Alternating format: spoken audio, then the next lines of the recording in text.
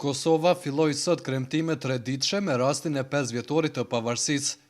5 vjet më parë, më 17 shkurt, Kosova shpalli pavarësinë e saj 9 vjet pas përfundimit të luftës që mori fund me ndërhyrjen e NATO-s. 5 vjet më pas, Kosova është njohur nga mbi 90 vende të botës. Kremtimet filluan sot me një akademi solemne e cila shënoi njëkohësisht edhe 43 vjetorin e themelimit të Universitetit të Prishtinës. Kryeministri i Kosovës, Hashim Thaçi, tha se 5 vjet më parë Kosova realizoi synimin e saj shekullor. Pavarësia e Kosovës është kryevepër e synimeve, idealeve, përpjekjeve dhe sakrificave të vazhdueshme të brezave të tërë. Me 17 shkurt 2008, Kosova arriti atributin më të lartë të organizimit politik, krijimin e shtetit të pavarur dhe sovran. Kosova institucionalizoi organizimin më të lartë shoqëror shtetësinë e saj.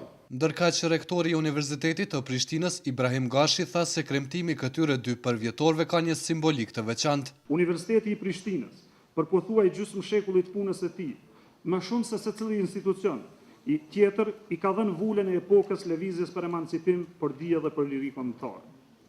Është krejtësisht e pamundur ta ndash historinë e lëvizjeve politike dhe çlirimtare të popullit të Kosovës në Jugosllavi nga rrugtimi i Universitetit të Prishtinës.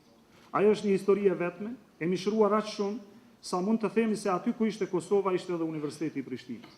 Pavarësia e Kosovës vazhdon të kundërshtohet nga Serbia, e cila është pajtuar të angazhohet në bisedime për normalizimin e marrëdhënieve, me që kjo është kusht për rrugtimin e saj drejt integrimeve evropiane. Diplomatët i kanë kërkuar Serbisë që të shpërbëjë strukturat e saj të sigurisë në veriun e Kosovës, si kusht që të marrë datën për fillimin e negociatave për antarësim në Bashkimin Evropian.